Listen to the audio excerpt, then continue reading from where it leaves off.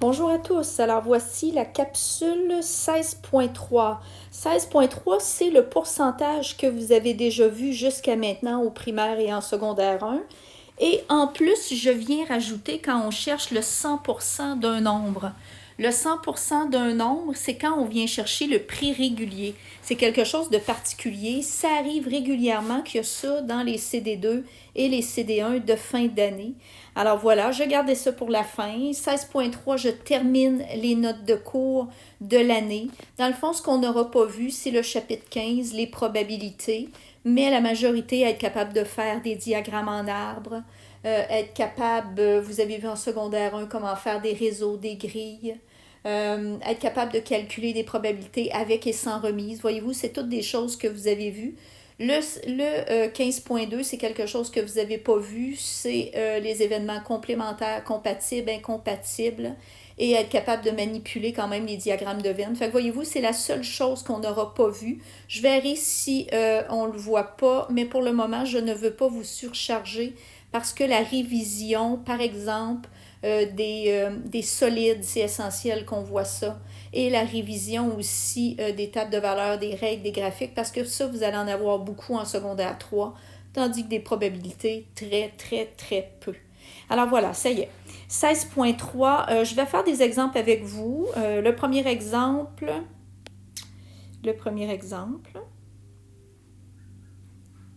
ça sera pas long. Voilà. Alors, le premier exemple, je te demande quel est le rabais. Donc, quel est le rabais? Si on applique 15% sur un jeans de 75$, alors ça veut dire que pour calculer ton rabais, tu vas faire 15% de 75$. Fait que ça, c'est rien de nouveau, là. Rappelle-toi, ton 15%, c'est 15 sur 100, donc 0,15 si je fais 15 divisé par 100, fois ton 75. Donc, ça te donne, si tu prends ta calculatrice et que tu le fais, ça te fait 11,25. Ici, on te demandait juste le rabais, on ne te demandait pas le prix réduit. C'est important que tu sois capable de bien comprendre ce vocabulaire-là. Alors, un rabais, ben, c'est le montant qu'on enlèverait au prix régulier, puis le prix réduit, c'est le prix qu'on obtient une fois qu'on a pris le prix régulier moins le rabais. Alors ici, on te demandait seulement le rabais, donc je l'ai calculé, c'est 11,25. Si je te demandais le prix réduit en plus, tu irais faire ton 75$ moins ton rabais de 11,25 et ça te donnerait ton prix réduit. Mais là, on ne te le demande pas pour la question 1. Question 2. Combien coûte un vélo avec une taxe de 12% et que son prix est de 179,99? Est-ce que tu vois là pour la question 2, on ne veut pas juste la taxe. On veut combien coûte le vélo avec la taxe. Ça veut dire que ton premier calcul que tu vas devoir faire, c'est aller calculer ta taxe, qui va être de 12% de ton 179,99. 0,12 fois ton 179,99, ça te donne 21,60. Ça, c'est la taxe. Moi, je te demande combien coûte un vélo avec la taxe de 12%. Ça veut dire que tu as un deuxième calcul à faire qui serait ton prix total. Ça serait ça ton titre. Prix total, prix final. Donc, tu irais faire ton 179,99 plus ton 21,60 et ça te donnerait 201,51. Non, pardon, et 59. Alors, voici des exemples de ce que tu connaissais déjà en lien avec le pourcentage. Fait que là, je t'apprends absolument rien. Je t'ai rien appris de nouveau. C'est à partir du troisième exemple que là, c'est le 100% d'un nombre. OK, pense à ça. Le 100% d'un nombre, c'est le prix régulier. Fait que c'est ça qu'on va chercher pour l'exemple 3 et l'exemple 4. Regarde bien le style de problème écrit qu'on peut te donner pour être capable de trouver le prix régulier qui est le 100% du nombre. Alors, je vais mettre du marqueur. Donc, le prix d'un gilet avant les taxes. Le prix d'un gilet avant les taxes est de 64$. Ça veut dire que ton 64 $, on se pose la question, c'est-tu le prix régulier? Non, regarde, on dit, et ce, après avoir eu un rabais de 30%. Ça veut dire que ton 64 $, ce n'est pas le rabais. Ton 64 $, c'est le prix réduit. Alors, 64 $, c'est ton prix réduit.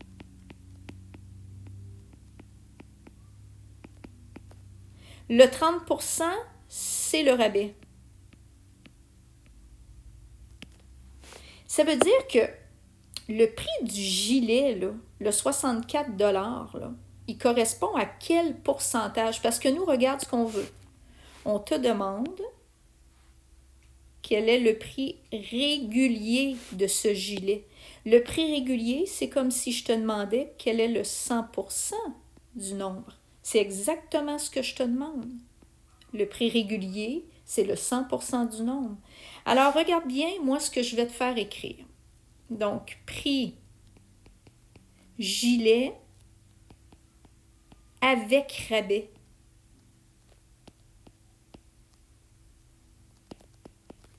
Ça va être ton prix régulier moins ton rabais. Ton prix régulier, c'est toujours le 100% du nombre, c'est logique. Puis ton rabais, ici, on a dit que c'était 30%. Ça veut dire que 100% moins 30%, ça nous donne 70%. Donc, le 64 $, il correspond au 70%. Le 64 $, étant donné que c'est le prix réduit, on ne peut pas dire qu'il correspond au 30%. On dit qu'il correspond au 70%. Ce qui fait que, pour faire ton produit croisé, pour arriver à trouver le 100% de ton nombre, ça serait ta première explication. Tu n'es pas obligé de la faire, mais ça t'aide à comprendre. Ta deuxième explication, ça serait 70 sur 100, c'est égal à 64 $ sur point d'interrogation. Alors, ton 70, ça correspond à ton prix réduit. C'est pour ça que tu mets le 64 $ juste à côté. En dessous, tu mets 100% parce que c'est ce que tu cherches, le 100% d'un nombre qui est le prix régulier de ton chandail.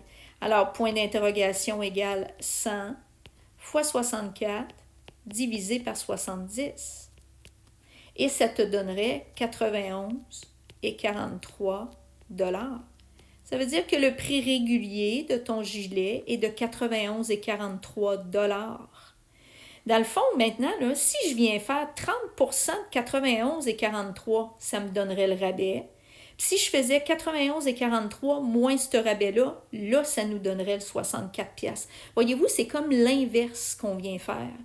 On te donne le prix réduit, on te donne le pourcentage du rabais. Comme ici, on t'a donné le pourcentage du rabais qui était de 30%, mais je pourrais te donner le 70% en disant, par exemple, le prix d'un gilet avant les taxes est de 64 $ et ça correspond à 70% du prix régulier. Alors là, tu n'aurais pas à faire 100% moins 70. Tu aurais directement obtenu ton 70 sur 100 qui est égal à 64 sur point d'interrogation. C'est ce genre de numéro-là que je vais te faire travailler beaucoup dans le cahier d'exercice. On en fait d'autres, là. Exemple 4. Alors, exemple 4, on paie 250 $. OK, là, il faut toujours se poser la question, ce 250 pièces-là, c'est-tu le prix régulier ordinaire, là, ou on est venu y enlever un rabais, ou on est venu y ajouter une taxe? Regarde ça. On paie 250 $ pour des patins à roues alignés avec la taxe de 15%. Ça veut dire que le 250 $, c'est le prix avec la taxe. C'est le prix avec la taxe. Ça veut dire quoi, ça? Si c'est le prix avec la taxe, ça veut dire que le prix des patins, ta première explication que tu pourrais venir faire pour t'aider, mais que tu peux faire mentalement. Alors, le prix de tes patins avec taxe,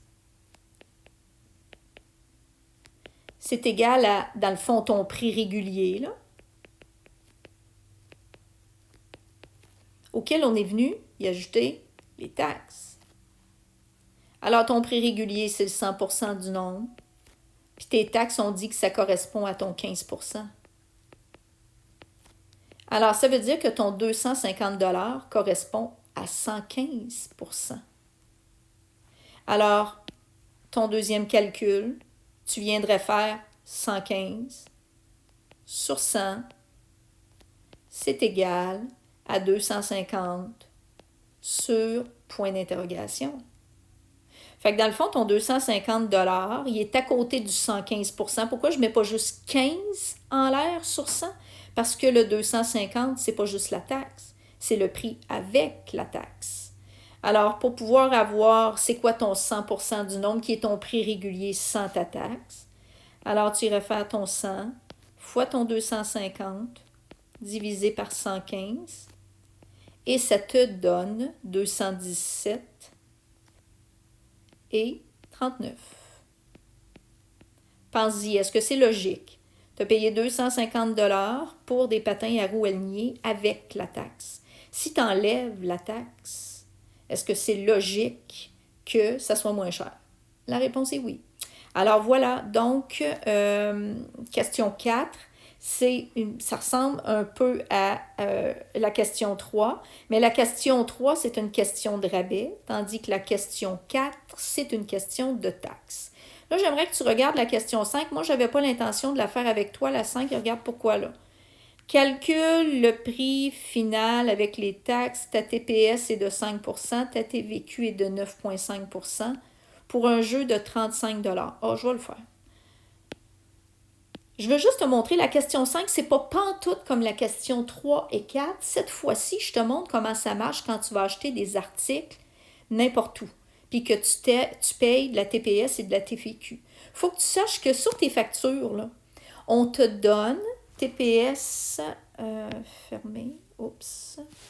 Alors, mon stylet, il commence à plus avoir beaucoup de batterie. Alors, la question 5, dans le fond, c'est... faut que tu commences par calculer ta TPS. C'est 5% de 35, donc fois 35 $. Ça te donne 0,05 fois 35. Donc, ta TPS est de 1,75. Tu commences toujours par calculer ta TPS. Après avoir calculé ta TPS, ton deuxième calcul, tu viendrais calculer ton premier sous-total, ton premier total. Fait que tu vas prendre ton 35$, tu vas aller y additionner le 1,75. Ce qui te fait 36,75. Après ça, tu viens calculer ta TVQ, mais là, regarde bien ça, là. Ta TVQ, c'est 9,5%, mais ça ne va pas être de 35$, ça va être de 36,75. Alors, dans le fond, le gouvernement qui nous charge de taxes, il ne nous charge pas, tu vas me dire, 5 plus 9,5, 14,5. Non, non, non. Et vu qu'on paye de la taxe sur de la taxe, ça revient à peu près à 15% de taxes qu'on paye. Alors, 0,095 fois ton 36,75, ce qui te donne 3,49. Finalement, là, ton grand total, ça serait ton 36,75 plus ton 3,49 qui te donne 40,24. Alors, l'exemple 5, c'est pas chercher le 100% du nombre, c'est chercher ton prix final en venant appliquer 2 taxes. Ça te montre comment ça marche quand tu vas faire des achats et que tu as 2 taxes à payer. Alors, voici des petits exemples que je viens de faire. Là, si tu as de la difficulté à faire des numéros dans le cahier d'exercice, écris-moi en conversation privée, demande-moi-le sur le fil, puis je peux toujours t'envoyer mes corrigés dans conversation, juste moi avec toi. Et voilà. Alors, ça termine les notes de cours du chapitre 16. Bonne pratique maintenant.